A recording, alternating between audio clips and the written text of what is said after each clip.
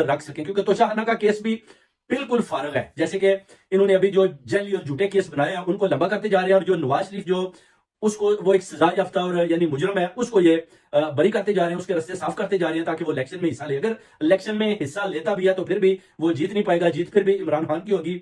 बल्ले बल्ले पर इंशाल्लाह ताला पूरी कौम अपना ठप्पा लगाएगी। अगर बल्ले का निशान नैब नहीं देता, वो भी गद्दारी करते हैं इन जर्नैलों के साथ मिलकर, दोबारा इमरान खान के साथ वही खेल खेलते हैं कि हम आपको बल्ला भी नहीं देंगे, तो फिर भी इमरान खान साहब को कोई भी निशान अलाट होगा तो इंशाल्लाह फतह फिर भी इमरान खान साहब की होगी और पीटीआई की होगी। ये इंशाल्लाह ताला वक्त बहुत करीब आ चुका है। मेरी पाकिस्तानी भाइयों दोस्तों पूरी कौम को ये पैगाम देता हूं कि आपने तैयार रहना है, आपने ध्यान रखना है कि कौन सा निशान इमरान खान साहब चेयरमैन पीटीआई या अपना गौर जो अपना बरिस्टर है उनको दिया जा रहा है उसको फॉलो करना है और उसी वक्त बता देना है ताकि पूरी कौम उस निशान के ऊपर ठप्पा लगाए। अगर ये बल्ले का निशान ले लेते हैं, मगर हम उम्मीद करते हैं कि नैब ने अगर गद्दारी की तो फिर नैब का भी मुकाबला करेंगे और इन सब का मुकाबला करेंगे वन बाय वन इंशाल्लाह ताला।